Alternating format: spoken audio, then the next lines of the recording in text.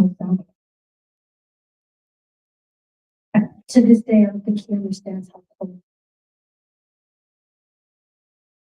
Our county administrators or city administrators need to understand the responsibility that we have for people in our community that face that type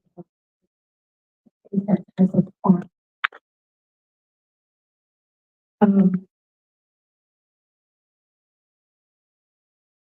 The other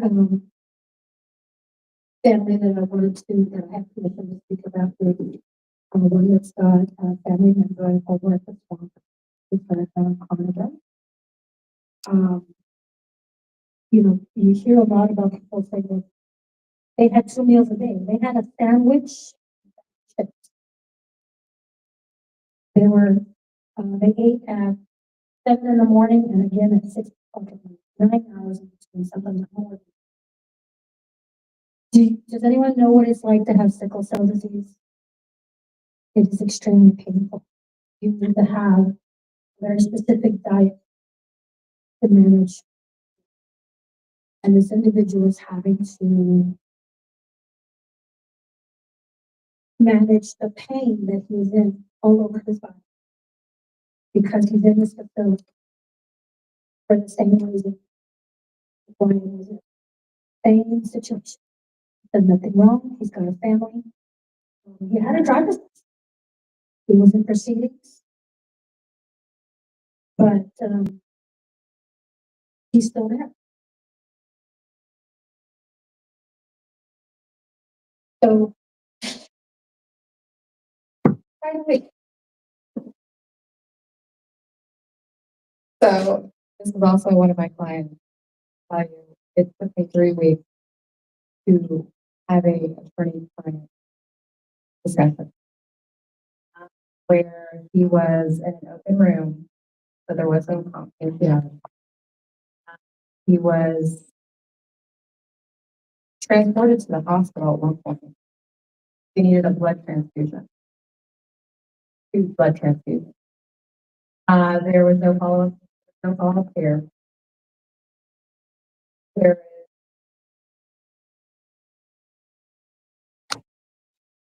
And this is how the immigration courts are very. So this way, I had a bond hearing for alligator traffic a week before. As the Crown judge. The next week, I had his bond hearing. Canceled my hearing the day of at the hearing. It basically told me, well, we no longer have jurisdiction over alligator officers. Ask the judge. Who does? I don't know. So they are toying with individuals. The ACLU is involved. The ACLU is, but this is the nightmare of being a detention center. You're at their mercy. The courts at the time don't know what's right. Courts are getting emails, hearings, firing them. So they're like, oh, we're canceling this hearing. So it's chaotic. And it's very political. As you hear, he wants to take away the judges with high grant rates to replace them for his agenda. The first term, he had quotas. You have to listen to X amount of cases. A lot of these judges are very overstressed, overworked. And it's numbers to them at some point. They're going through a routine. At the time, they're not listening. So you just have to make a record in immigration court, then appeal. And then, there's still grounds. We can go to federal court. I've had to pick up habeas corpus training because I think a lot of what's going on, we're going to have to go to federal court and fight. That's the only way to win under this administration. Been an adventure. Grace and I are always in communication on different scenarios. um, because we need a village for this. Um, it's a lot of things that are not being spoken of. A lot of things are not in the press, um, in the media, because it doesn't suit for all individuals who are here illegally are all criminals. There's individuals with families, there's individuals with children uh, have cancer, the parents have been deported, and they've deported the child, a U.S. citizen child. Um, so you just hear these atrocities on in the immigration world. I want to say that the immigration attorneys, there's a camaraderie. We do have a lot of support um, because we're all facing the same evil. So we do share a lot of strategies and see what works, what doesn't work, uh, because it's a lot going on and it changes all the time. A new case can pop up tomorrow and change the course of an individual case altogether. We have some questions. The conversation going on. I think some questions. Sure. The first question, we kind of were touching on. So it says, regarding the 5 judges, what is, in your opinion, the government's purpose? To reflect them with individuals, their political beliefs, and stand for anyone and everyone. Says, regarding the growing shortage of immigrant farm labor, what do you see as, is this the worst outcome for the government? I think that's what this question is, the worst outcome for this government that's like caused for everyone, or the second part is, and what would be a shortage? We can always speculate what the long-term plan is. I can tell you that they hit a farm in Alabama this morning. They hit a farm in North Santa Rosa a couple weeks ago. Those companies are going to suffer, first of all. But I've also heard suggestions of immigrants being allowed to come back and work in these areas. And quite frankly, I see that as opening the door to slavery. If we're willing to bring you back, allow you to come back, if you jump in these hoops and work in the farm. That is your mindset. I think that's a very slippery slope there. The typical amount of time and expense being, let's think about like currently and maybe like prior. For the current administration, what that look like? So it's hard to say because a lot of cases can be very complex. There can be either can be multiple layers. Individuals could have past deportation orders from their childhood because parents never showed up. So, depending on the situation, what I can tell you is the filing fees have increased big time. For example, an application of cancellation or removal for a non-permanent resident used to be $130. It has risen to $1,600. Uh, and that was on the Big Beautiful Bill. So they've added additional costs, such as you have to pay $100 fee for an asylum application every year. So, it may not be their fault that it's taking 5, 6 years, but if they don't pay it, then it can be denied for not paying.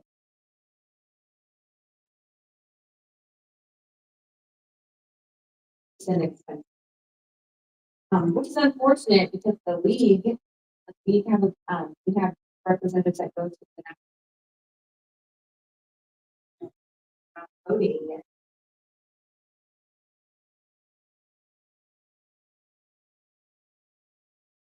Yeah, for that.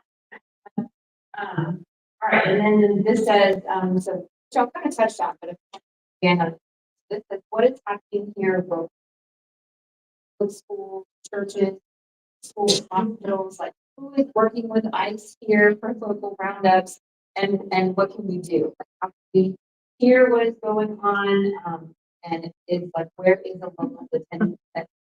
So FHP, uh, there's the Sandy County Sheriff's Office teaming up with ICE. There's ATF, there's Homeland Security investigators. And by the way, the Homeland Security investigators used to investigate uh, individuals that were trafficked, individuals that, you know, um, the Ontario fraud that we had going on here. The individual basically was stealing, saying he was an attorney, saying he was a Customs Border Patrol agent, saying he was all these, and selling a dream, charging individuals to $50,000 per person. Yes, actually violating some of these individuals. He only got, what, how much time? 9 years in prison. He was persecuted, or it was out of Alabama, right? Okay, yeah. It was correct. It was a nationwide operation. But he only got 9 years. And to this day, they keep coming out. HSI investigated it, that there's other individuals that we've sent over that HSI is now involved with deportation. So now they've really gone from investigating victims of crimes to getting rid of all of these individuals who may be victims of crimes.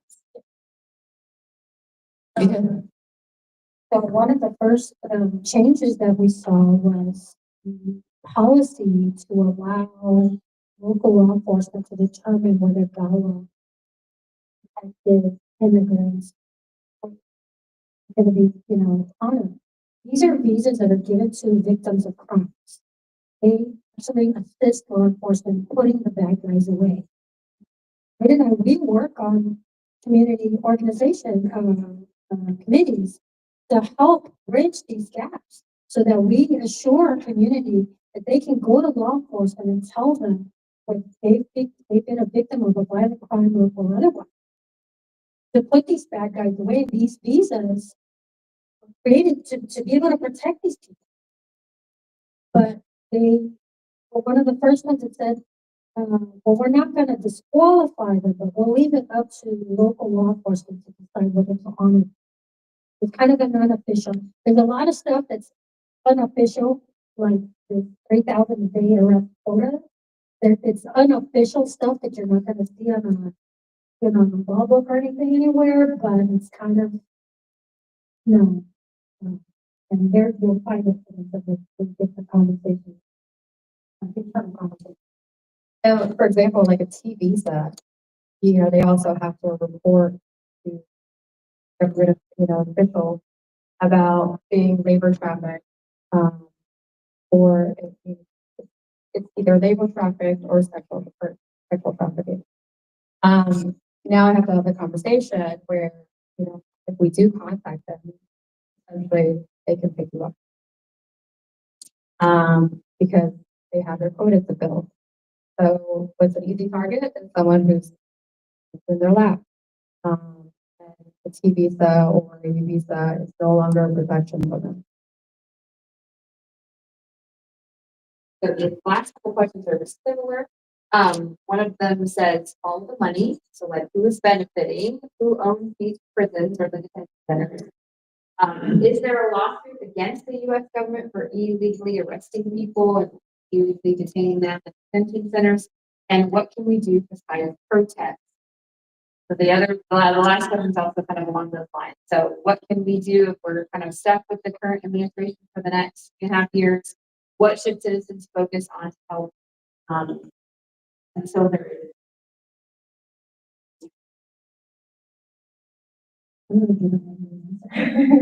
Because they keep changing the law. The immigration law has changed a lot. Additionally, anyways, although daily. But they keep changing the law, but who has the right to do what? They don't want to take away our rights to protest. Right? They're about to call them all riots so that we can all be arrested. Okay. My heartache with folks on the local level is these MOAs that our cities and counties are signing. Some of them endurance.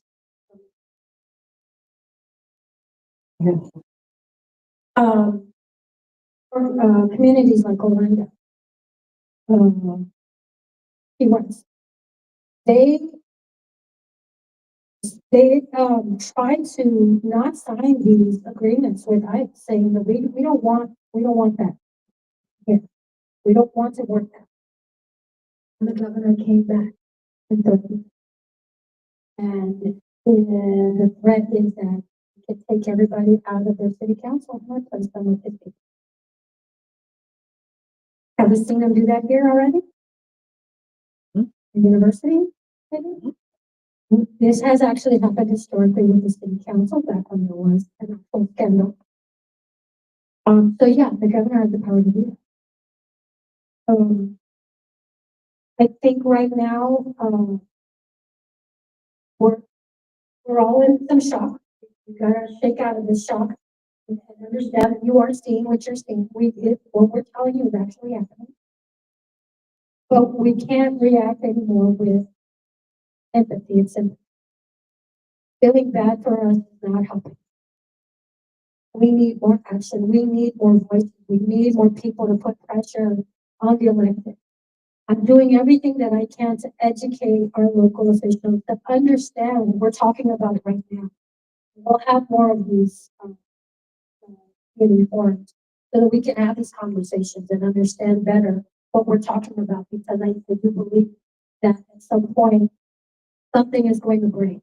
And the majority of the state has to stand up and say, no more. We've been here before. This is way. We've been here before. We can stop this, but we all have to be more educated. We have to understand more about what's happening. That's why I really appreciate that we're having this conversation here, that you're listening firsthand from someone who's been through the system, not just someone who chokes up every time we talk about our community, or just people that are in this every day, in the fight every day.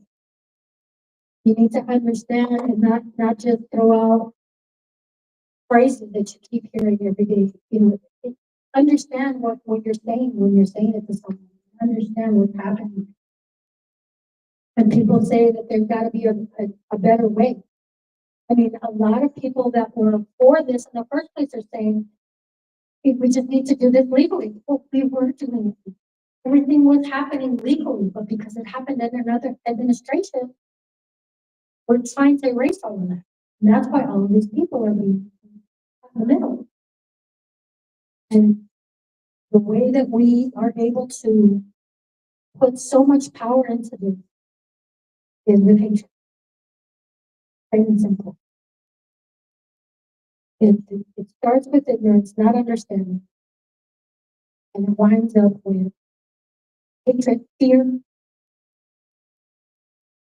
and what we're putting into today. We all have a responsibility to make. Maybe I don't say something wrong.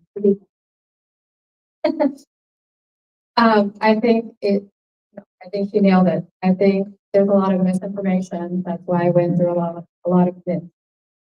Because it's easy to generalize the population instead of looking at the reality of what's really going on. Immigration is very complex. A non-immigration attorney, you ask them about like, immigration stuff, and they'll think it's like bankruptcy law. I don't know what you're talking about. People that dabble in immigration law, that's, I don't like it because it usually messes it up big time. And it can affect their cases in the future. So this community wants a dream. That's why they were paying $50,000 for a dream. that will solve a fraud. We need to understand that these individuals, are looking for a better future, looking for the American dream. Not all of them. There's always bad seed, but that is a small portion of the population. So I think talking with local officials, having them understand these are individuals, these are people, these are part of the community. I think that's going to be the most powerful. Mostly that we're trying to get people to volunteer for in over the next month or so. So I'm going to kind of wrap up because I know I want to time. No, they're going to stay for a few minutes if you want to go up and talk to them, and we so much appreciate Brian, sorry. Brian for coming and sharing your story. It's the next we have to be next. And so we just appreciate both of you for sharing for the work that you do. And then, as a league, a lot of what we do is try to advocate for change, try to educate voters about the process, what's on their ballot, who's on their ballot, so that when they do walk in, they can make the best informed choice. And I think that's the key, especially as we gear up for another year next year. So thank you both for coming. Grace did bring some copies of the newspaper. So please pick those up. Make plans to go to Gallery Night in a few weeks as well. So thank you all for coming. We look forward to seeing you at a future league event. If you're not a member, please consider joining. Members $20. It's very simple. Caroline Miller, who checks you in, is our treasurer. She'd be happy to talk to you, take your money for league membership. So thank you all for coming, and this concludes our meeting.